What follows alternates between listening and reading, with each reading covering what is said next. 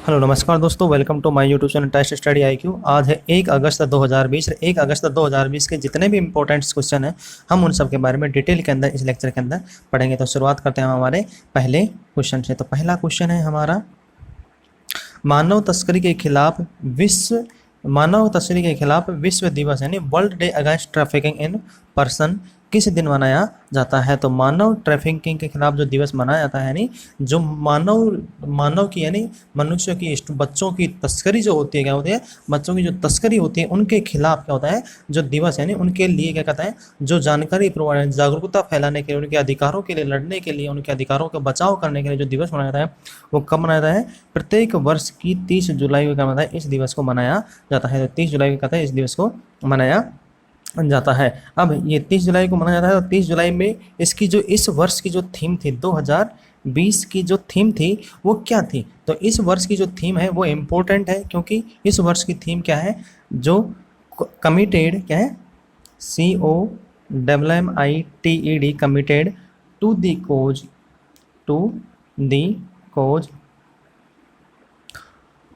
Cause working on the front line to the end human trafficking क्या है, to the end of human trafficking क्या है, इस वर्ष की 2020 की क्या है थीम है। अब यह दिवस है, यह कौन मनाता है? तो यह दिवस को मनाता है यूनाइटेड नेशन क्या करता है, इसको क्या मनाता है, इस दिवस को क्या करता है प्रत्येक वर्ष मनाता है। अब यह दिवस था क्या है जिसके अंदर मानव तस्करी के विरुद्ध जो जागरूकता फैलाई जाती है उसके लिए और पीड़ित व्यक्तियों के अधिकारों की रक्षा करने के लिए कहता है यूनाइटेड नेशन इस वर्ष को प्रत्येक वर्ष 30 जुलाई को क्या करता है, इस दिवस को मनाता है। नेक्स्ट क्वेश्चन, विश्व की कौन सी महिला टेनिस खिलाड़ी US ओपन में खेलने से अपना नाम वापस ले लिया था? हाल ही में कौन सी महिला ने क्या कह दिया है? अभी जो एशले बार्टी यानी ऑस्ट्रेलिया की जो ऑस्ट्रेलिया की नंबर 1 टेनिस खिलाड़ी हैं, क्या टेनिस खिलाड़ी है एशले बार्टी, उन्होंने क्या करते हैं इस वर्ष जो US ओपन होने वाला है उसके अंदर खेलने से क्या करते हैं, उन्होंने मना कर दिया है, क्योंकि कोरोना वायरस को देखते हुए उनकी पूरी टीम ने क्या कर दिया है, इस वर्ष US ओपन में खेलने से साफ इनकार कर दिया है। पर जो नाओमी ओसाका है, जापान की क्या है, नाओमी ओसाका, उन्होंने क्या कर दिया, उनकी पूरी टीम है वो क्या करेगी, US ओपन क्या खेलेगी। तो उन्होंने क्या कर दी थी, इस मैच के अंदर वो इस US ओपन के अंदर टूर्नामेंट के अंदर नाओमी ओसाका क्या करेंगी, अपनी पार्टिसिपेट यानी भाग लेंगे। अब एशली बार्टी है वो क्या है, ऑस्ट्रेलिया की नंबर 1 टेनिस खिलाड़ी है। ऑस्ट्रेलिया की नंबर 1 टेनिस खिलाड़ी कौन है? Ashleigh Barty. और कितने वर्ष की है ये? 24 वर्ष की महिला है। नेक्स्ट क्वेश्चन, भारतीय मानक व्यवस्था के तहत भारत ने मार्च 2021 तक कितनी श्रेणियों को वस्तुओं को शामिल करने की घोषणा की है? तो अभी भारतीय मानक व्यवस्था के तहत भारत ने मार्च 2021 तक कितनी वस्तुओं को शामिल करने की घोषणा की है? तो अभी 371 श्रेणियों का कर दिया है, इन्होंने शामिल करने की घोषणा की है। अब इनके तहत में भारतीय मानक के तहत में क्या होगा, इनमें क्या लगा जाएंगे, गुणवत्ता का जांच की जाएगी। किसकी? गुणवत्ता की क्या जाएगी, जांच की जाएगी। अब गुणवत्ता की जांच की जाएगी तो इसके अंतर्गत क्या होगा, इनमें से 370 क्या है, 370 जो उत्पाद है वो कहाँ से है? चाइना से उत्पाद मैक्सिमम क्या होता है, ये जो उत्पाद है वो किससे खरीदे जाते हैं? चाइना से खरीदे जाते थे। तो इनके ऊपर क्या लगा जाएगा, गुणवत्ता के प्रारूप में क्या होगा, पर्टिकुलर देखा जाएगा कि गुणवत्ता भारतीय मानक जो ब्यूरो है उसके अकॉर्डिंग क्या करेंगे, इनका जो टारगेट है जिस हिसाब से क्या होता है भारतीय स्टैंडर्ड में जो क्वालिटी मेंटेनेंस है उनका करना है, उनको चेक करके क्या करना है, इनको देखना है। और यदि क्वालिटी के अकॉर्डिंग सामान नहीं आता तो क्या करेंगे, उनको वापस डिपोर्ट कर देंगे।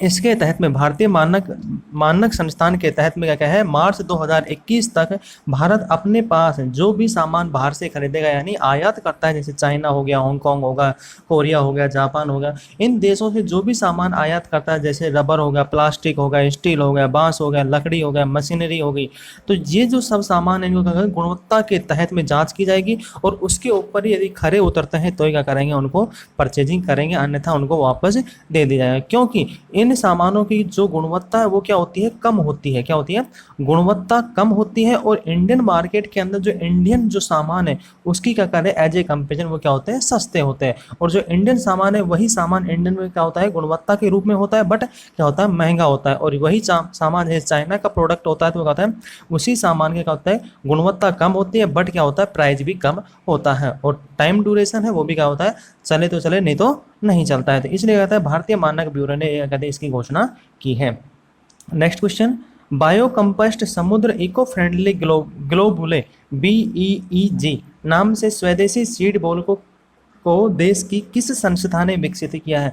तो अभी देश की IIT कानपुर संस्था ने क्या किया है, एक बायो समृद्ध इको फ्रेंडली ग्लोबुले यानी एक क्या है, सीड बॉल क्या है, एक बीजों की बॉल क्या बनाई है जिसको क्या करेंगे, एक इस संस्था ने IIT कानपुर की संस्था ने क्या बनाया, इसको बनाया है। और किनकी टीम ने बनाया है, तो यह जो हमारे प्रोफेसर हैं डॉक्टर जे राम कुमार और डॉक्टर अमनदीप सिंह ने, इन दोनों का नाम क्या है, इंपॉर्टेंट है, वेरी वेरी इंपॉर्टेंट है। क्योंकि जब भी कुछ भी कोरोना वायरस से संबंधित जो भी कुछ भी IIT कानपुर के द्वारा बनाया जा रहा है या प्रोडक्शन किया जा रहा है, इसके अलावा नई जो एप्लीकेशन है, किट वगैरह है, तो सब क्या कर रहे हैं, इन्हीं की टीम के अंडर, इन्हीं की टीम की देखरेख में क्या हो रहा है, वो कार्य संपन्न हो रहा था। इसलिए इस वर्ष में IIT कानपुर के जो प्रोफेसर है डॉक्टर जे राम कुमार और डॉक्टर अमनदीप सिंह, इन दोनों की टीमों का है वेरी वेरी इंपॉर्टेंट है। क्योंकि इनके अभी तक करीब 5 से 10 क्वेश्चन बन चुके हैं, तो कहीं ना कहीं इन क्वेश्चनों क्या होगा, इंपॉर्टेंट क्वेश्चन क्रिएट होते हैं इनमें। अब जो ये सीड बॉल है उसमें क्या होगा,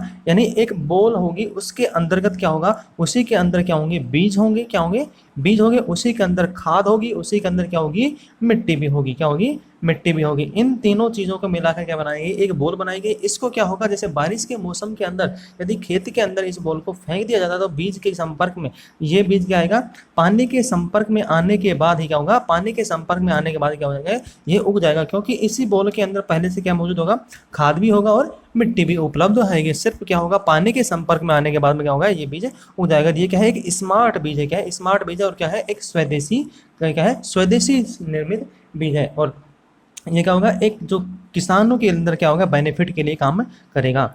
नेक्स्ट क्वेश्चन, संयुक्त राष्ट्र प्रमुख ने किस युवा भारतीय कार्यकर्ता को नए सलाहकार समूह के शामिल किया है। तो अभी संयुक्त राष्ट्र के जो महासचिव हैं, क्या है, संयुक्त राष्ट्र के महासचिव है एंटोनियो गुटरेस ने क्या कहा है, जो अर्चना सोरेंग जी हैं उनको क्या कहता है, जो युवा भारतीय उनके कार्यकाल में उनको क्या है, एक नए सलाहकार समूह के रूप में क्या कहता है, मनोनीत किया है, यानी सलाहकार नियुक्त किया है। अब इनके अंदर जो सलाहकार नियुक्त किया गया है, तो ये क्या है, युवा व्यक्तियों के सलाहकार जो समूह, उसके अंतर्गत इन्होंने क्या है, नियुक्त किया है। अब ये सलाहकार समूह को किस लिए नियुक्त किया गया है, तो ये क्या है, जो जलवायु परिवर्तन जो हो रहा है, क्या होता है, जो जलवायु परिवर्तन हो रहा है उसके अंतर्गत क्या कहता है, इनको नियुक्ति दी गई है। कहता है जलवायु परिवर्तन में जो सलाहकार क्या है, उनको नियुक्ति दी गई है। इसके अलावा क्या है, इसके अलावा ये वकालत और अनुसंधान में भी क्या है, ये वकालत के अंदर, वकालत के अंदर भी क्या है, ये अनुभवी है। और जो टेक्निकल यानी जो अनुसंधान क्षेत्र है उसके अंदर भी क्या है, ये कार्य कर चुके हैं। अब इनको जो हमारे SDG हैं, क्या है, सस्टेनेबल डेवलपमेंट जो गोल है, उनके तहत में क्या कहा जाएगा, इनको काम, यानी इनको क्या कहा जाएगा, उनके जो सस्टेनेबल डेवलपमेंट गोल है, SDG गोल है, जो वर्ल्ड के 17 गोल हैं, उनको 2030 तक प्राप्त करने का क्या है, 2030 तक प्राप्त करना है। और जो टेम्परेचर है उसको क्या करना है, रोकना है, बढ़ने से रोकने के लिए कहता है SDG का क्या उपयोग में लिया गया है। नेक्स्ट क्वेश्चन, हाल ही में किस राज्य के 3 मेट्रो स्टेशन का नाम बदला गया है। तो हाल ही में क्या हुआ है, जो तमिलनाडु गवर्नमेंट है, तमिलनाडु की राज्य सरकार है, उनके द्वारा जो वहाँ के 3 रेलवे स्टेशन थे, मेट्रो स्टेशन थे, उनको अपने भूतपूर्व क्या थे, जो भूतपूर्व यानी पहले के जो प्रधानमंत्री नहीं, पहले के मुख्यमंत्री रह चुके थे राज्य के, उनके नाम पर क्या रखा गया है, उन स्टेशनों का नाम रखा गया है। क्या है, उन स्टेशनों का नाम रखा गया है। इनमें जो मेन प्रमुख है, जो क्या है,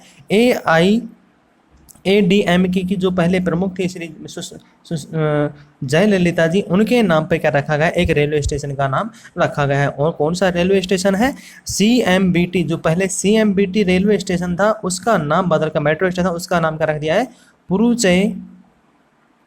पुरैची थलाईवी डॉक्टर जयललिता है, पुरैची थलाईवी डॉक्टर जयललिता MBT, क्या है, जयललिता MBT, क्या रख दिया है, CBBT का नाम क्या रख दिया है, पुरैची थलाइवा डॉक्टर जयललिता MBBT। इसके अलावा एक कौन सा रखा है, एक इनके साथ में इसके अलावा क्या रखा है, अलंदपुर, क्या है, अलंदपुर, अलंदपुर जो रेलवे स्टेशन उसका नाम भी क्या रख दिया उन्होंने, चेंज कर दिया, उसका नाम कैसे रखा है, अरिगनार अन्ना अलुंदर, क्या है, अरिगनार अन्ना अलुंदर रखा गया है। तो क्या रखा है, अलंदुर है, क्या है, अलंदुर है, उसका नाम अरिगनार अन्ना अलुंदर रखा गया। और तीसरा है जो सेंट्रल मेट्रो है, क्या है, सेंट्रल मेट्रो उसको क्या है, पुरैची थलाइवा डॉक्टर MG रामचंद्रन, जो वहाँ के पूर्व मुख्यमंत्री रह चुके थे, उनके नाम पे क्या रखा था, इनका नाम रखा गया है। नेक्स्ट क्वेश्चन, हरियाणा सरकार ने पहलवान गीता बबीता फागोट और किस खिलाड़ी को खेल विभाग के उप निदेशक डेप्यूटी डायरेक्टर बनाया है। तो हाल ही में इन हरियाणा सरकार के द्वारा क्या कहता है, डेप्यूटी डायरेक्टर के 2 जो खिलाड़ी हैं हरियाणा के, उनको बनाया गया है। तो पहली कौन है, बबीता फोगाट है, और दूसरी कौन है, कविता देवी जी। इन दोनों का कहते हैं डेप्यूटी डायरेक्टर बनाया किसका, स्पोर्ट्स को, जो स्पोर्ट डिपार्टमेंट है उसका क्या डेप्यूटी डायरेक्टर बनाया। और इनको डेप्यूटी डायरेक्टर बनाने के बाद में 1 महीने के अंदर इनको कर लेनी है वहाँ पे अपनी जो पोजीशन है उसको करना है, कार्यभार संभालना है। और दोनों क्या है, ये महिलाएं हैं, क्या है, महिलाएं। इसके साथ में बबीता फोगाट है, उन्होंने 2014 के अंदर जो राष्ट्रमंडल हुए थे, खेल हुए थे, राष्ट्रमंडल जो खेल थे उनके अंदर देश के लिए क्या कहता था, स्वर्ण पदक जीता था, क्या था, स्वर्ण पदक जीता था। नेक्स्ट क्वेश्चन, राष्ट्रीय खेल पुरस्कार 2020 की चयन समिति में किन किन को शामिल किया गया है। तो हाल ही के अंदर क्या है, राष्ट्रीय खेल पुरस्कार 2020 की जो घोषणा करने वाले हैं, यानी पैनल होता है, यानी किन किन को मिलेगा। तो उस पैनल के अंदर जो भारतीय है कौन है, वीरेंद्र सहवाग हो या दीपा मलिक, सरदार सिंह या उपरोक्त सभी। तो यहाँ पे क्या आएगा, तीनों सब व्यक्तियों का कहता है, इनको तीनों मेंबरों खेल खिलाड़ियों को कहता है इनमें शामिल किया गया है। इसके अलावा इस पैनल के अंदर 12 खिलाड़ी हैं, उनको कहता है इसमें शामिल किया गया है। तो जैसे वीरेंद्र सहवाग हो गए, क्रिकेट से हो गए, दीपा मलिक, सरदार सिंह जी हो गए। इसके अलावा टेनिस, जो टेबल टेनिस खिलाड़ी है मोनालिसा, उनको शामिल किया है, मोनालिसा जी को शामिल किया गया है। बॉक्सर जो वेंकटरमन देवराजन उनको क्या है। इसके अलावा नीरू भाटिया है, क्या है, नीरू भाटिया होगी, आलोक सिन्हा हो गया, मैरी कॉम हो गया, बाईचिंग भूटिया हो गया। इन सबों का कहता है इन पैनल के अंदर शामिल किया गया। कुल जो 12 खिलाड़ी हैं उनको कहता है ये पैनल शामिल किया गया है किसके अंदर, जो 2020 का राष्ट्रीय खेल पुरस्कार है, जैसे क्या होगा, मेजर ध्यानचंद पुरस्कार हो गया, द्रोणाचार्य पुरस्कार हो गया, अर्जुन अवार्ड हो गया, खेल रत्न हो गया। इन सब के जो अवार्ड जो डिस्ट्रीब्यूटन करने की जो ज्यूरी है उसके अंदर क्या है, इनको नॉमिनेशन किया गया है। नेक्स्ट क्वेश्चन, भारतीय मूल के किस राजनेता को सिंगापुर के इतिहास में पहली बार विपक्ष का नेता बनाया गया है। तो पहली बार क्या हुआ है, सिंगापुर के अंदर एक प्रत्यक्ष विपक्षी नेता का है चुना गया है। इससे पहले कभी भी सिंगापुर के अंदर विपक्षी जो पार्टी है, क्या है, विपक्षी पार्टी पूर्ण रूप से बहुमत में नहीं आई थी। इसलिए पहली बार क्या है, विपक्षी जो पार्टी है उसने क्या है, एक पर्टिकुलर, यानी जितनी विपक्षी पार्टी को सीट की रिक्वायरमेंट होती है जीतने की, वो पार्टी क्या है 10 सीटें क्या हो वहाँ पे जीती हैं। 93 में से 10 सीटें इन्होंने, इनकी पार्टी ने जीती। इसलिए क्या है, पूर्ण बहुमत के साथ में पहली बार इनके सिंगापुर के इतिहास में पहली बार किसी पार्टी ने क्या है, विपक्षी पार्टी ने पूर्ण बहुमत के साथ क्या है, विपक्षी दल के नेता को चुना गया है। तो इनका नाम क्या है, प्रीतम सिंह, क्या है इनका नाम है, कि प्रीतम सिंह जी को विपक्षी नेता चुना गया। इनकी जो पार्टी है उसने क्या है 10 सीटें जीती हैं, कितने में से 93 सीटों में से 10 सीटें क्या जीती हैं इन्होंने पार्टी में जीती हैं। और ये पहली बार जो है नेता जो कहता है प्रत्यक्ष रूप से चुना गया है। यानी इससे पहले जब भी विपक्षी नेता होता था तो क्या था, गठबंधन, यानी एक से अधिक जो पार्टियां होती हैं उनके साथ में मिल गया था, ये वो विपक्षी नेता चुने जाते थे।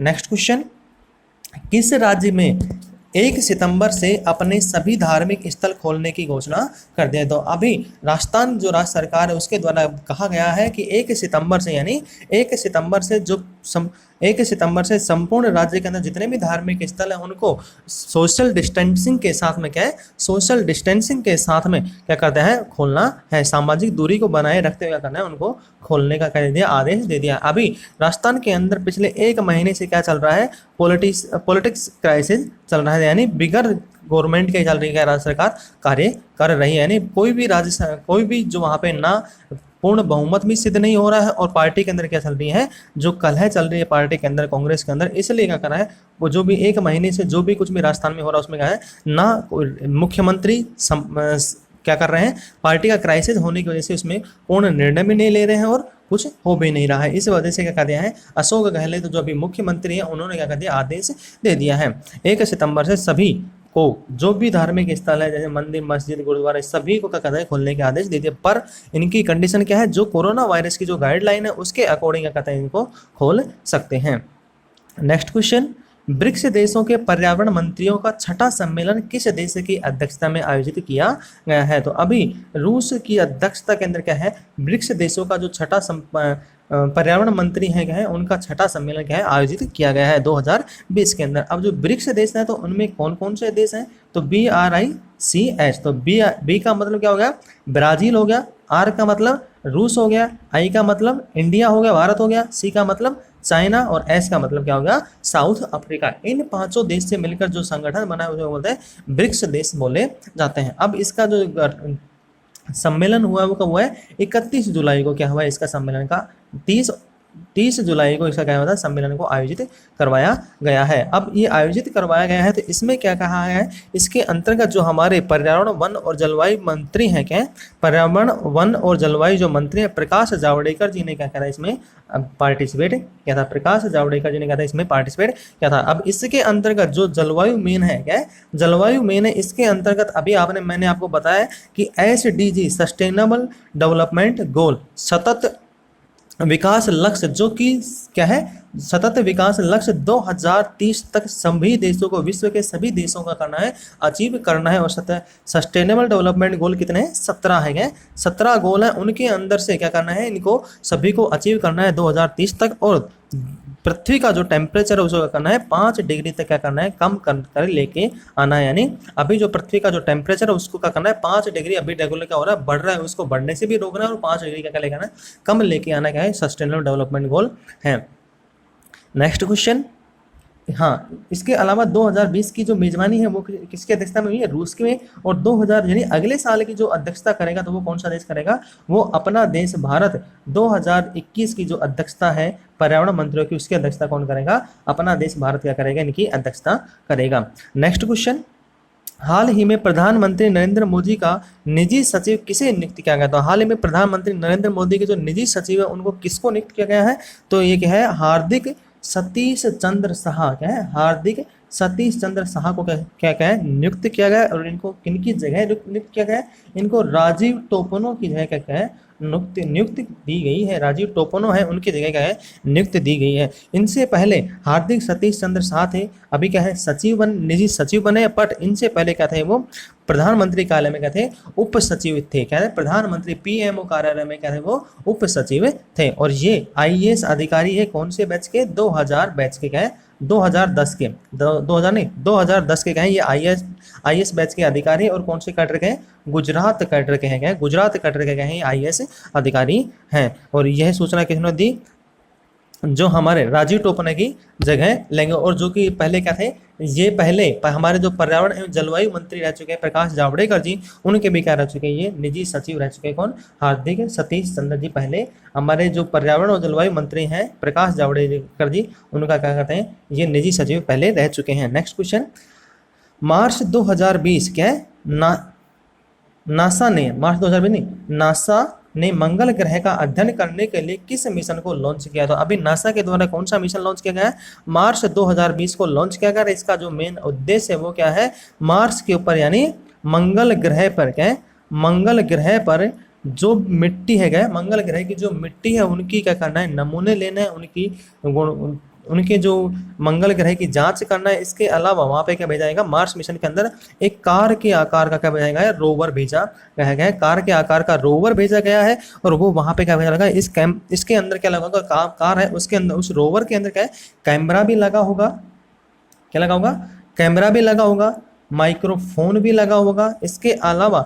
उसमें ड्रिल मशीन भी लगी होगी और लेजर से युक्त होगा। अब जो ड्रिल मशीन है वो क्या करेगा, मंगल ग्रह के ऊपर क्या करेगा, ड्रिलिंग करेगा। क्या करेगा, ड्रिल करके क्या करेगा, ड्रिल करके जमीन की जो सूचनाएं हैं वो क्या करेगा, कलेक्ट करेगा और वो क्या करेगा, हमारे पृथ्वी पर क्या करेगा, उनको प्रसारित करेगा। साथ के अंदर इसको क्या करना, जो वापस आने का जो लक्ष्य रखा गया मार्च 2020 का, वो 2031 के अंदर क्या करेगा, मार्स मिशन वापस पृथ्वी के ऊपर लौटेगा। अब इसमें जो खर्चा आया है वो कितना आया है, 60,000 करोड़ रुपए का क्या आया, खर्चा आया। इंडियन करेंसी में कितना है, 60,000 करोड़ क्या है करेंसी का खर्चा है। बट यदि डॉलर में हो तो 8 अरब डॉलर का क्या है इसमें खर्चा आया है। नेक्स्ट क्वेश्चन, दिल्ली सरकार ने डीजल की पर वैट की दर को 30% से घटाकर कितने फीसदी कर दिया था। दिल्ली सरकार ने पहली बार कह रहा है वैट को घटा कर दिया है 16.75%, 75% का कर दिया है, कम कर दिया है। तो अब क्या कर दिया, 30% से घटा कर 16.75% कर दिया है। अब इसके अंतर्गत क्या हुआ है, 8.36 रुपये का क्या हुआ है, तो हम सभी को क्या है डीजल के ऊपर क्या हुई है, छूट मिली है। 8.36 रुपये का क्या मिलेगी, छूट मिलेगी। अब पहले जो 85 रुपये क्या था, पहले 83 रुपये के समथिंग था, अब 81 रुपये, 81 रुपये के समथिंग जो डीजल था वो क्या हो गया, 73 पॉइंट समथिंग कुछ हो गया, यानी 74 के समथिंग क्या हो गया, डीजल उपलब्ध अवेलेबिलिटी हो जाएगी। तो आज के लिए इतना ही। यदि आपको हमारा लेक्चर पसंद आता है तो आप इसे लाइक कर सकते हैं, शेयर कर सकते हैं, कमेंट कर सकते हैं और सब्सक्राइब करना ना भूलें। सब्सक्राइब साथ में जो बेल आइकन का उसको प्रेस करना ना भूलें, जिससे भी कोई भी वीडियो अपलोड होगा तो सबसे पहले आपको नोटिफिकेशन यानी मिल जाएगा। यदि आपको लेक्चर पसंद नहीं आता है तो आप इसे डिसलाइक भी कर सकते हैं। डिसलाइक क्यों किया, कमेंट बॉक्स में लिखकर जरूर बताएं। तो आज के लिए इतना ही, धन्यवाद।